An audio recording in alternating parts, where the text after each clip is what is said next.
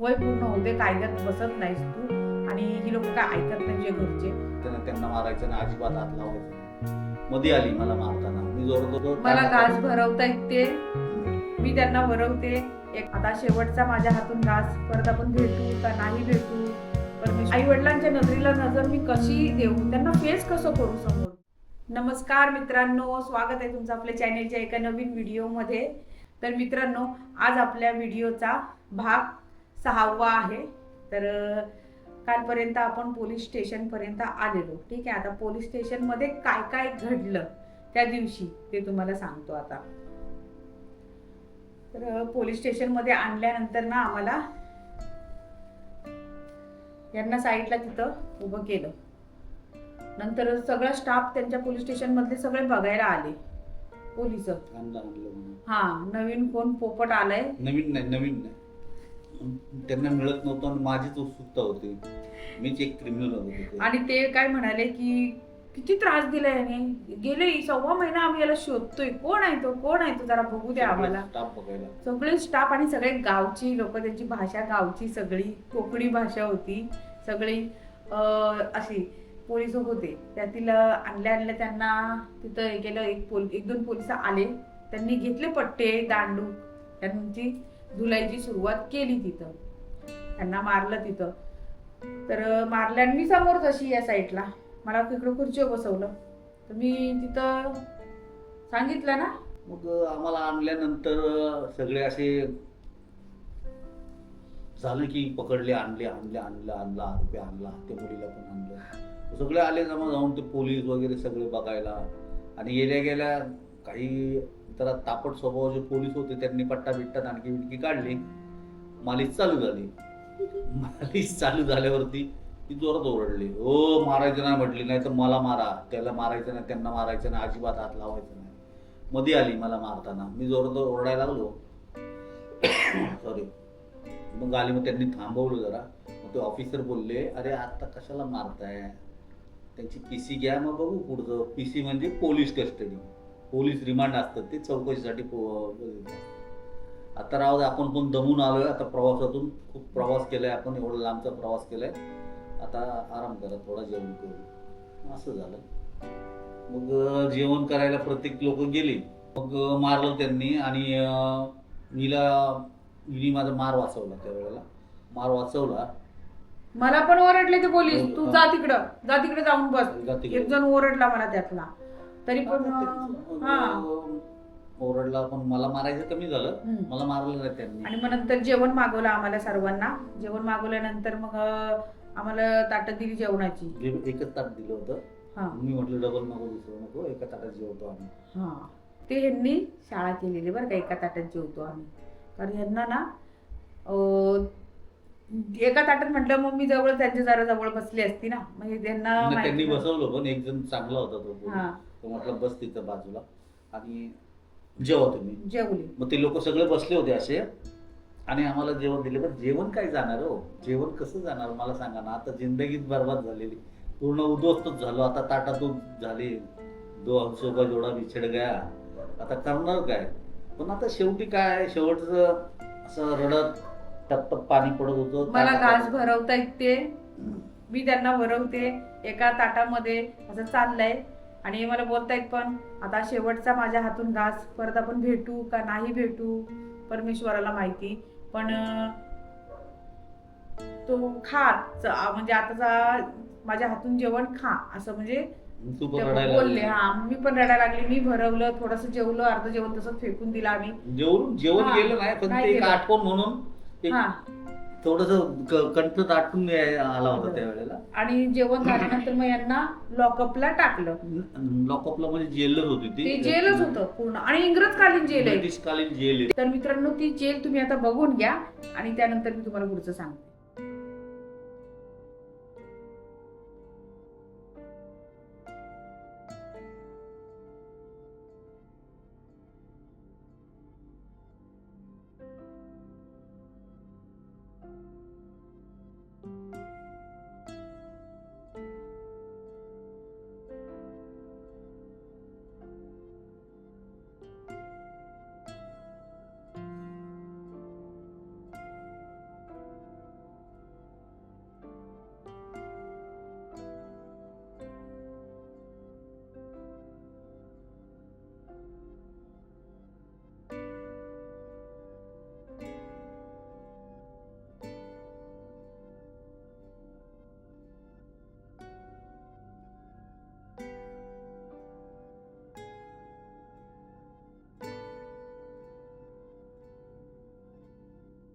तर मित्रांनो पाहिली तुम्ही ती जेल, तर ती ब्रिटिश कालीन जेल होती आहे ना, ब्रिटिश कालीन जेल, पूर्ण दगडाचं बांधकामांमध्ये होती. औरंगजेब मी ऐकलं तिथे, म्हणजे काही लोकांच्या तोंडातून, ऑफिसरच्या तोंडातून, औरंगजेब बादशाहांनी बांधलेली जेल आहे ती. हा अशी. तर यांना टाकलं तिकडे त्या जेलमध्ये, ठीक आहे. आणि मग नंतर मला ठेवलं. मला माहिती नव्हतं तेव्हाच्या काळात जेल पण असतं बरं का, म्हणजे एवढी अज्ञान होती मी. यांना जेलमध्ये टाकलं असेल, मला वाटलं पोलीस स्टेशनमध्ये यांना इकडे कुठेतरी ठेवलं असेल इकडच्या रूममध्ये मला न दिसण्यासाठी. आणि मला एक रूममध्ये, म्हणजे मी तर मला जिथं होती ते असं काही म्हणजे कोंडलेला रूम नव्हते, असं मोकळाच रूम होता.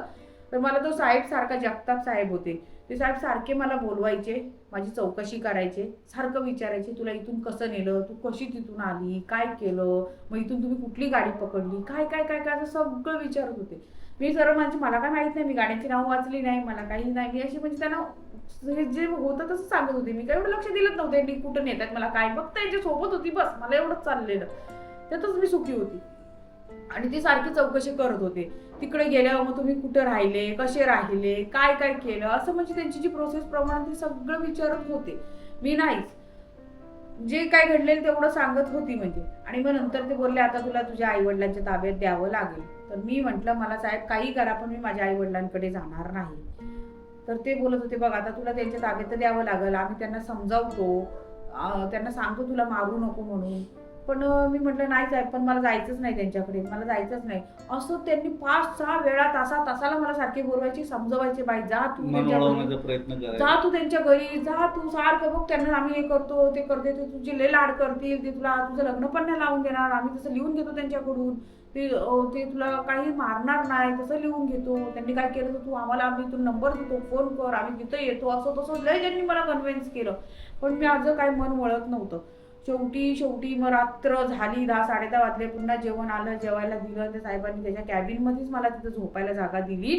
ते स्वतः म्हणजे बाहेर झोपले, पण त्यांच्या कॅबिनमध्ये मला तिथं अंथरून पांघरून, मला ते अजूनही आठवतं मी कशी झोपलेली, कुठे झोपलेली, डोकं जागेवर एवढं नव्हतं म्हणजे. हा मानसिकता ठीक नव्हती माझं सारखं चाललेलं की मला नाही जायचं. आणि त्यांनी माझ्या घरच्यांना कधी 6 ते 6:30 ला दिवशी संध्याकाळी फोन केला, म्हणजे आम्हाला 3-3:30 आणलेलं तिथं.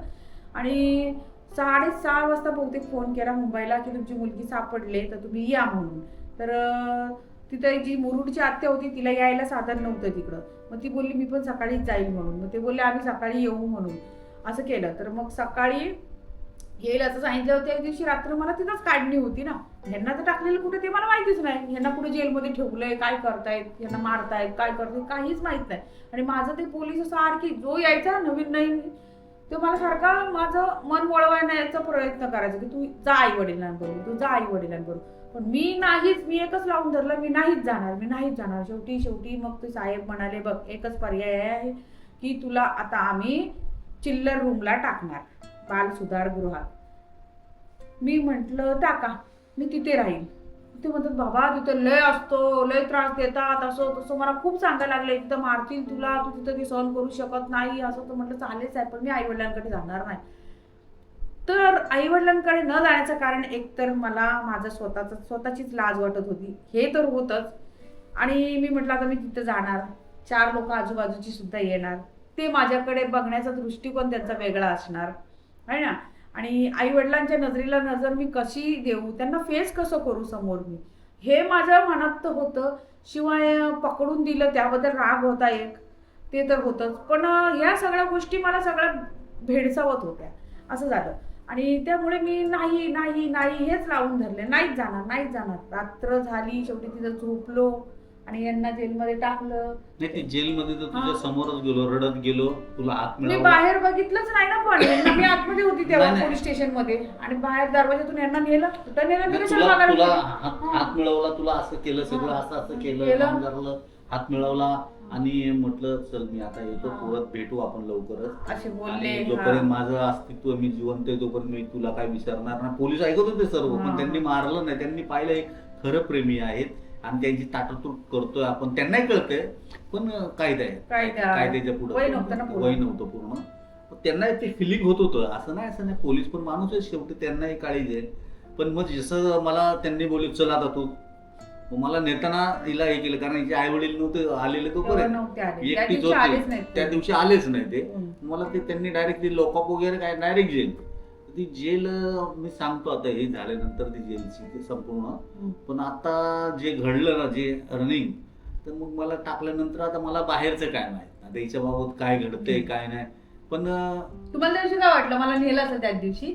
आता मला काय, मी म्हटलं इथं काय प्रोसेस, तू तर बोलत होती मी जाणार नाही जाणार मी नाही नाहीच जाणार म्हटलं. मी यांना पण आता बोलली मी नाही नक्की- जाणार, यांनी किती पण येऊ दे आई नक्की वडील, काय मी सांगणार घडतंय मला काय नाही, आता मला त्यांच्याबरोबर कसं कळणार. आतमध्ये जेलमध्ये काही सुविधा नसते ना, काय मेसेज येऊ शकत, आणि तिथं मोरडू जंजिरा जेल एवढ्या लांब काय कोण सांगणार आहे लय मला भयानक जेल आहे ते. त्याच्यामध्ये. ते जेल एवढं बेकार आहे तिथे. मला 5 कळालं बाय 5चा रूम आहे फक्त. 5 बाय 6 ते 8चा तुम्ही बघाल, तुम्ही आहे माझ्याकडे सर्व देतो त्याच्यामध्ये.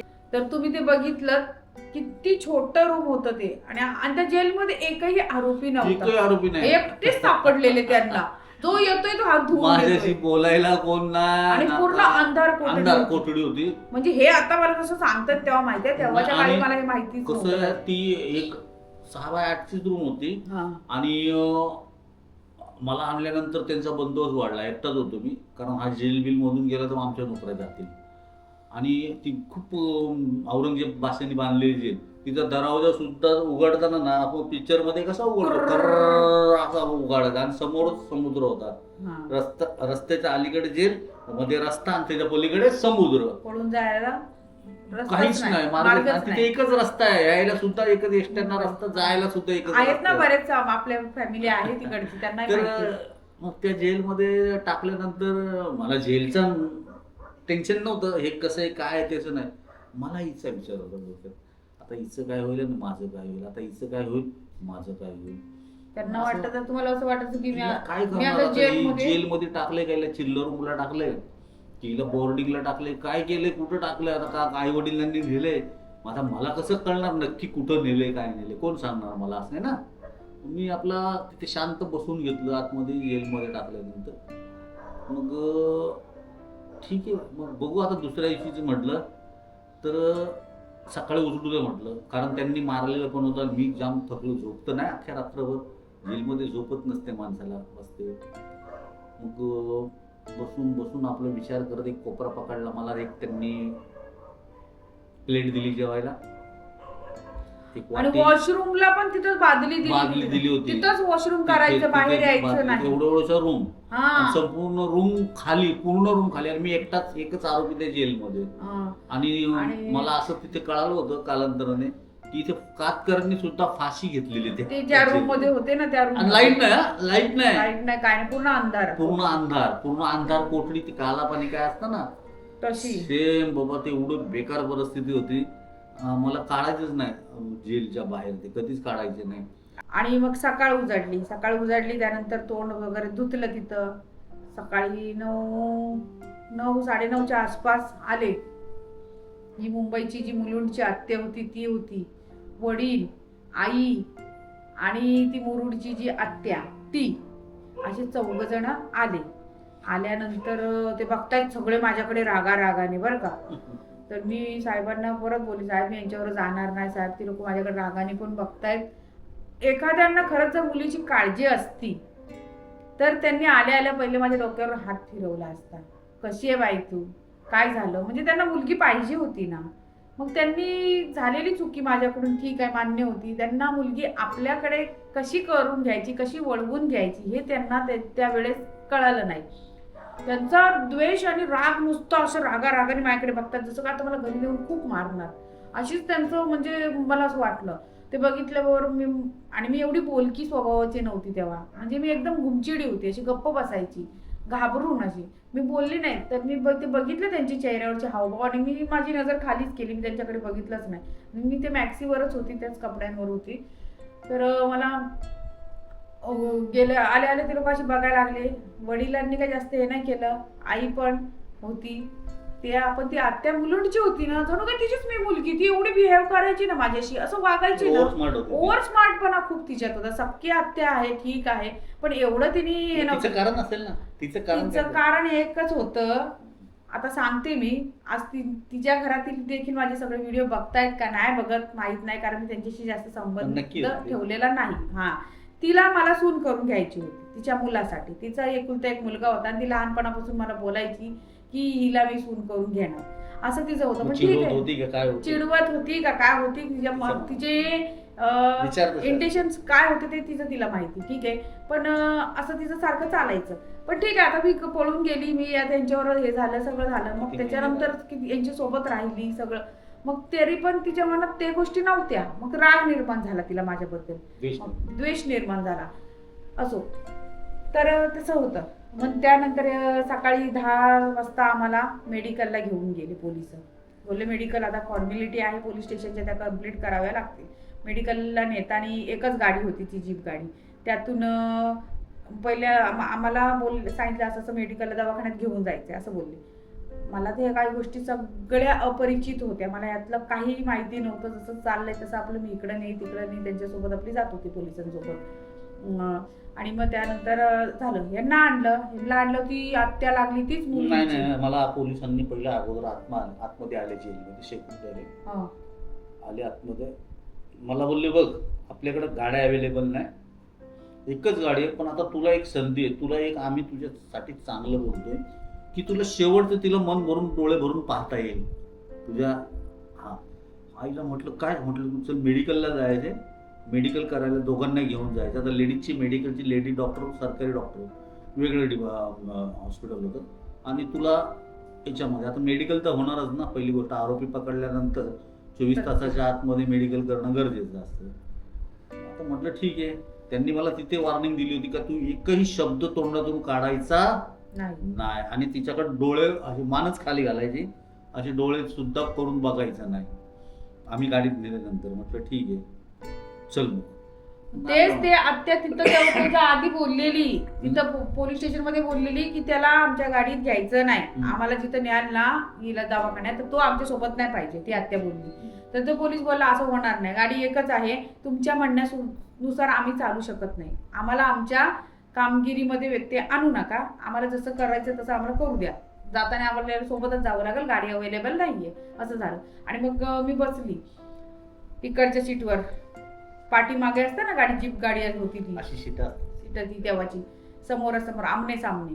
मी इकडे बसली, माझ्या बाजूला ती आत्या होती आणि हे समोरच बसले, त्या आत्याच्या समोर ते तिच्याच बेटा घातलेल्या त्या समोरच्या सीटवर. म्हणजे आम्ही दोघं समोरासमोर होतो, ती आत्या इकडे होती पण जवळच होतो असं. तर तिथं काय केलं तुम्ही, काय बोलले? मी गाडीत बसल्यानंतर हसले, पहिले हसल्यानंतर मला हसले, माझ्याकडे असे बघितलं जरा आणि एकदम स्मित हास्य दिलं. आणि मग ते आत्याने लगेच माझा हात असा जोरात दाबला, तिकडे गेलं अशी. पोलीस माझ्या दोघांनी पकडलं होतं, पकडलेलं, बेड्या होत्या, एकाने इकडून हात पकडला होता. कारण चुकून यांनी जर काय केलं तर मग असं हातातला बेडी, एकाने बेडी पकडली, एकाने हात पकडला, दोघं जण मला मध्ये घेऊन बसले, ती समोर तिच्या आत्या अशी. आणि आता मला राहवलंच नाही, म्हटलं आता शेवटचं बोलूनच घ्या. पण त्यांनी, पोलिसांनी मला वॉर्निंग दिली होती की काय अजिबात बोलायचं नाही. आता त्याचं ऐकलं पाहिजे होतं, पण हे नाही ऐकत ना. पण काळी जाळ ऐकत नाही ना, काळीच ऐकत नाही, माणसाचं मन ऐकत नाही. मग मी बोललो तिला, म्हटलं तुला, मग तिला म्हटलं बघ मी तर आता मला विसरू नको, फक्त एवढंच बोललो. असं बोलणार, असं हात आणि असं तोंड करून बोललो, खडाखड इथून पडायला लागल्या.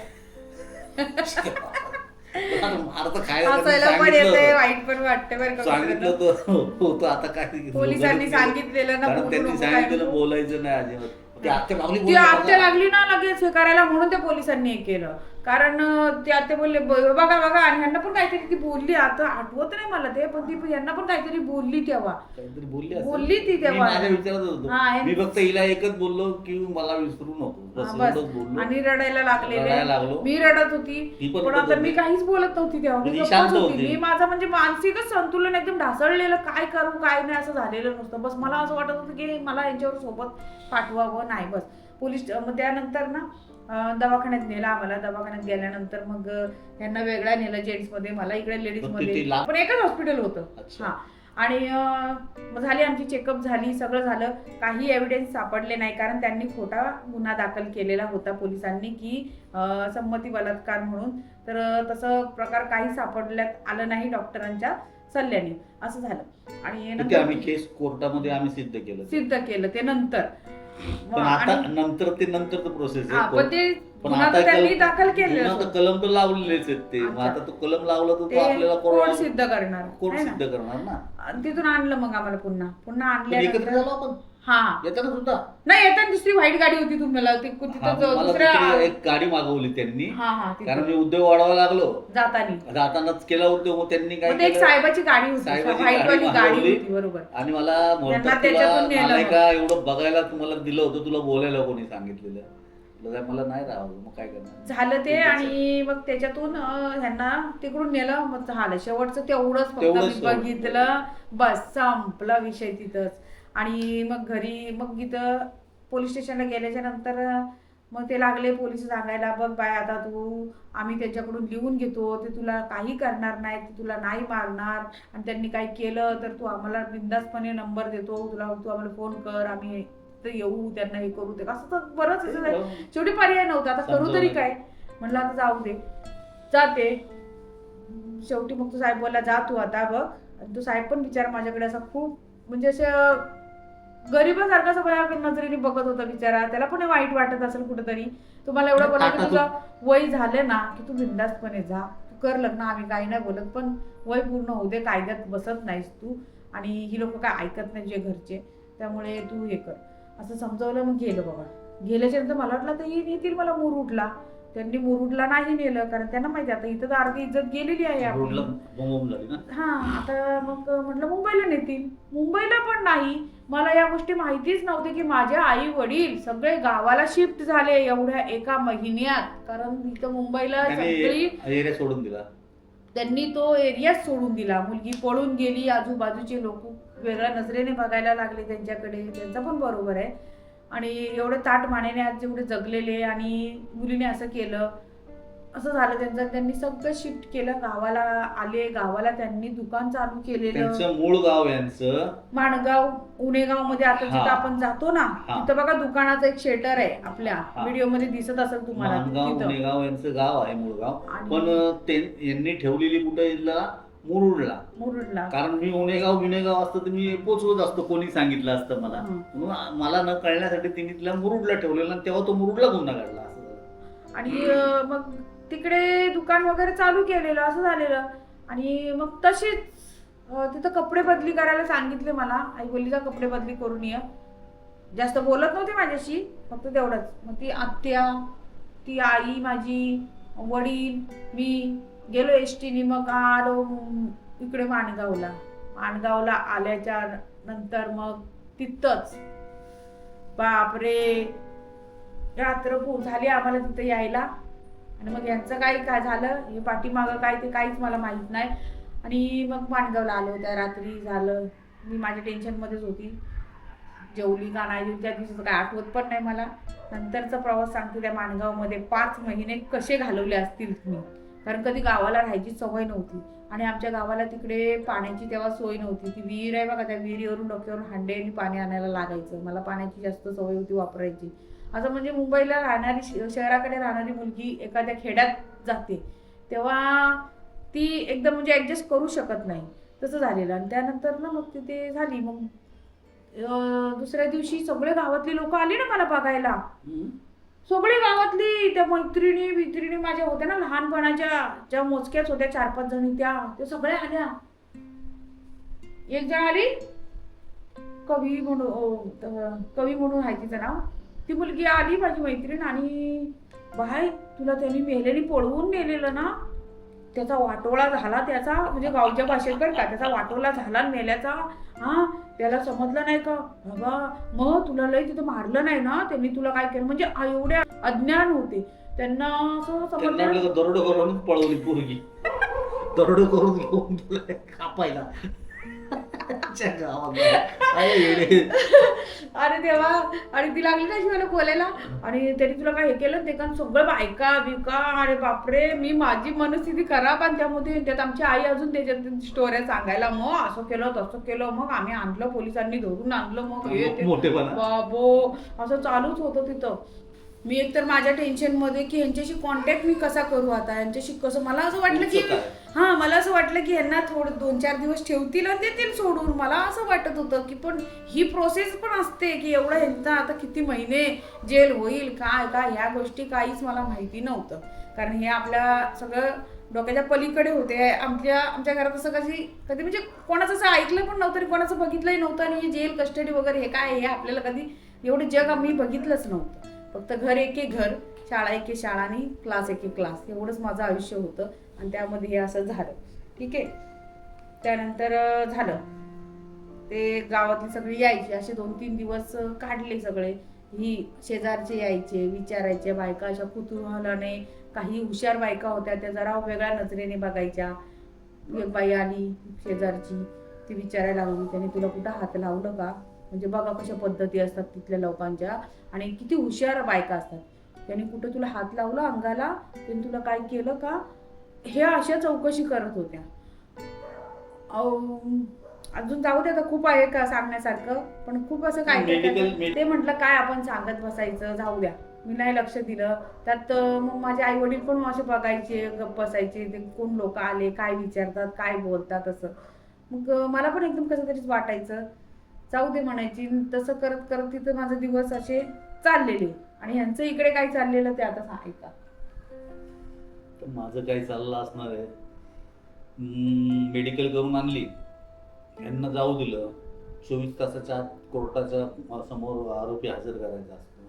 त्यांनी स्टेटमेंट चांगली बनवली, फर्स्ट क्लास स्टेटमेंट बनवली होती. मला काय माहिती यांनी काय काय गुन्हे लावले. मग आता हे जे सांगितले ते नंतर मला कळाले गुन्हे की असे. पण मग यांनी केले, मग मला कोर्टापुढं उभं केलं.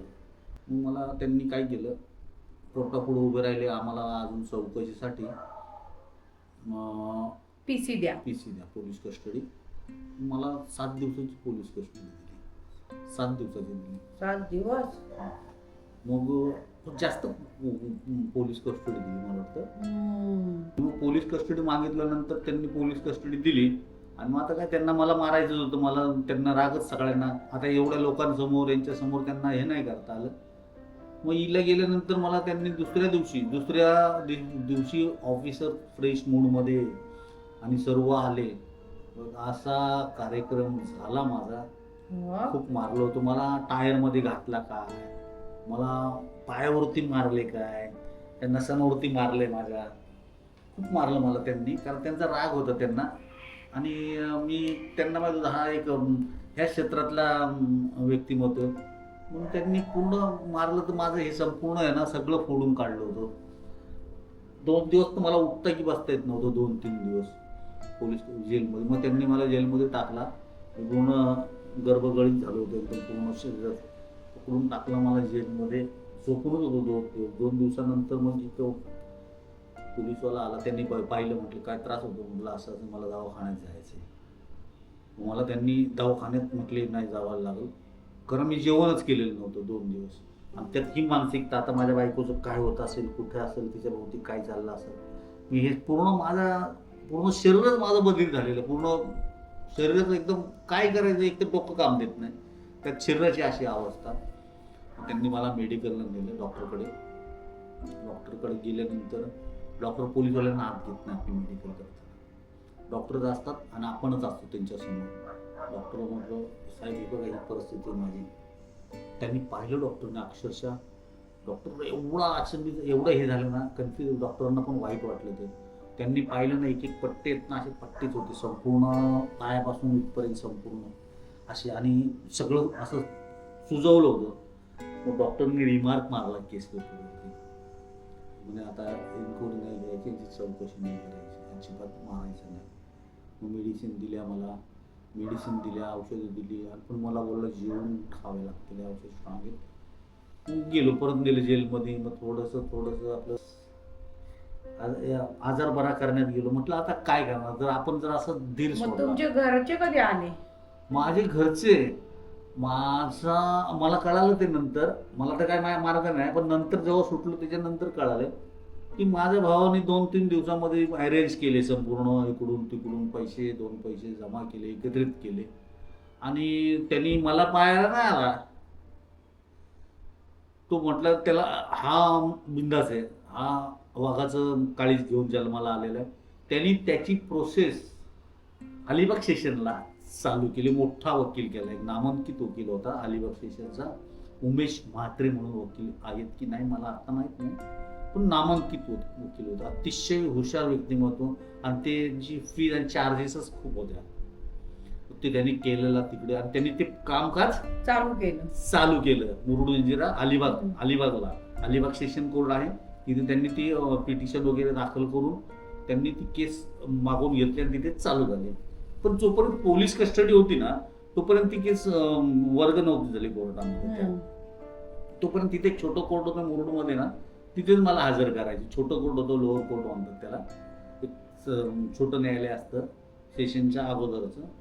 मग तिथे मला त्यांनी हजर करायचे. मग 2 टाइम त्यांनी हजर केलं. मग मला जेल कस्टडी झाली. 7 दिवसानंतर मला जेल कस्टडी झाली. पण मला मग कसं झालं, मला जेल कस्टडी झाल्यानंतर पोलिसांचा संबंध संपला. पण जेसी कुठे तुम्हाला झाले, कोणत्या जेलमध्ये टाकले? तीच जेल आणि तीच लॉकअप होतं. काहीच नाही तिथे लॉकअप वगैरे काय नाही. मग जेल अशी इकडे जेल तिकडे जेल असं काय नव्हतं. ते एकच होतं, ते तिथेच होतं. पण जोडीला कोण नाही, एकटा अंधार, एवढीशी सतरंजी आणि तुम्ही गाणी बोलत बसायची. आणि नंतर तो मग खूप उशीर ते नंतर झालं. गेले 2-4 दिवस गेले. मला मारायचं कम केलं, मेडिसिन घेतले, जरा बरं वाटायला लागलं. मग विचार केला, जर मी खचून गेलो, जर मी आजारी पडलो किंवा माझं असं झालं तर तिचं कसं होईल. मग स्वतःला जगणं गरजेचे, स्वतःला सावरणं, जवळ हिंमत धरणं गरजेचं, थोडंसं खाणं गरजेचं आहे. विचार सोडून दे म्हटलं. तुला परत जवळ घ्यायची, तिच्याशी तुला लग्न करायचंय माझ्या बायकोशी. तू खंबीर राहा, तू स्वतःला सांभाळ, स्वतः स्ट्रॉंग बन. हाच विचार करत थोडा डोक्यात यायचं. पण एकच विचार, तिचं काय झालं असेल, काय मला कोण सांग. यांना वाटायचं की आता हिच्या घरचे नेले, की घरच्यांनी नेले. आणि मला तर वाटलेलं की ही जाणार नाही, कारण ही एक तत्वी, एक मी त्यांना बोललेलीच तेव्हा की मी जाणार नाही. मला बोललेली काही झालं तर मी आई वडिलांसमोर जाणार नाही. मला एकच टेन्शन की हिला ठेवलंय, नक्की हिच्या बाबत काय घडलंय. आता मी तर जेलमध्ये, आता मी जेल तोडून तो कोण जाऊ शकत नाही. टायगर ये इकडं. काल टायगरला बघायला नाही मिळालं कोणाला, तर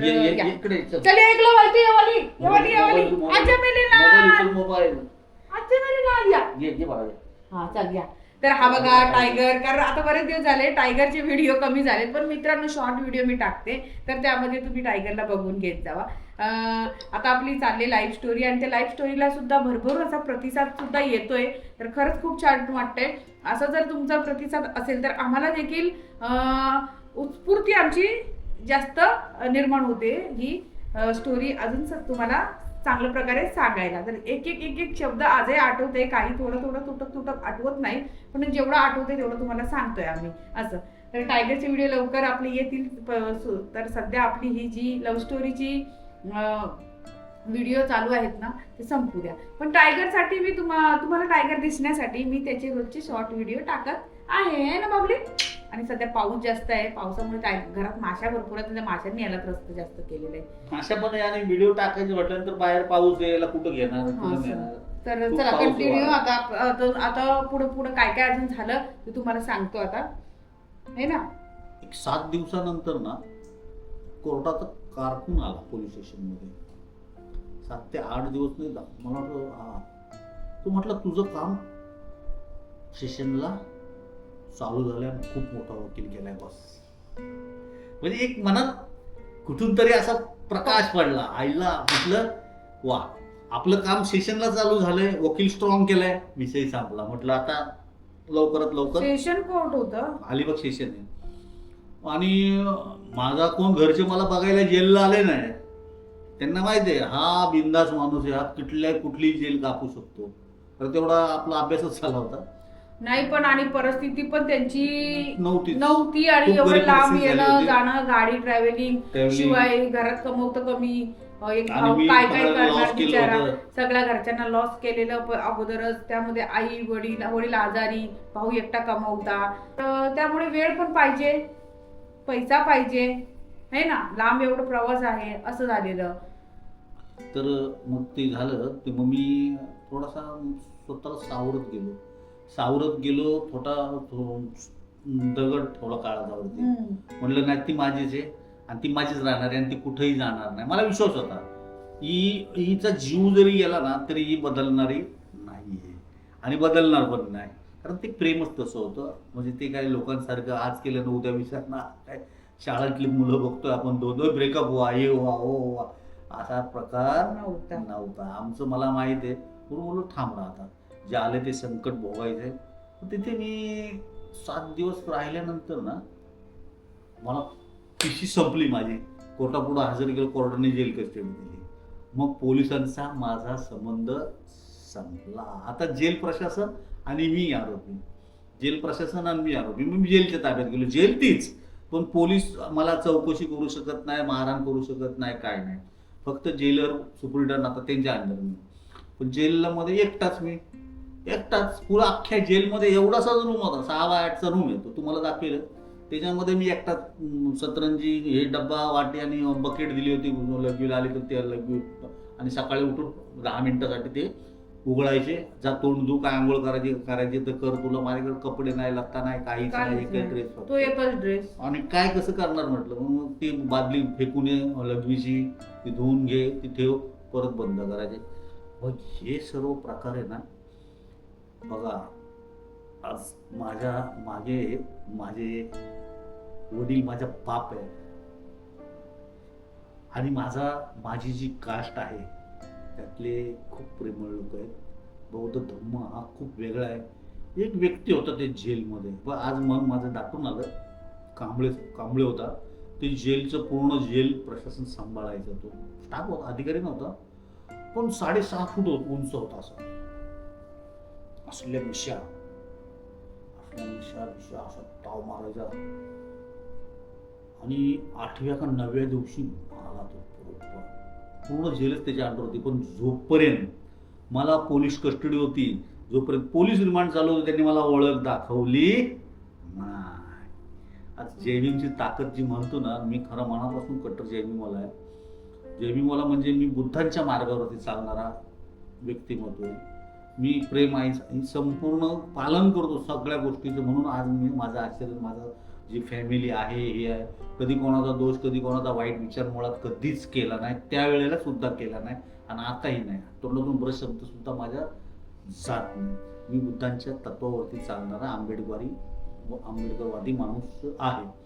मग ते कांबळे नाव होतं त्यांचं, त्यांनी आले. आणि त्याच्या पुढं काय झालं ते उद्याच्या व्हिडिओत पहा तुम्ही. आता तर ते कांबळे आले, जे कांबळे साहेब होते, त्यांनी यांना काय केलं, यांना मदत केली किंवा काय केलं, आणि माझं इकडे काय झालं, तर ते मित्रांनो उद्याच्या व्हिडिओत पहा. व्हिडिओ मोठा होत चाललेला आहे ना, त्यामुळे आता वेळ आलेली आहे आपला व्हिडिओ संपवायची. तर तुम्हाला आजचा हा व्हिडिओ कसा वाटला ते नक्की कमेंट करून सांगा. तर व्हिडिओ उद्याच्या आणखीन एका नवीन व्हिडिओमध्ये, तोपर्यंत गुड नाईट आणि बाय बाय.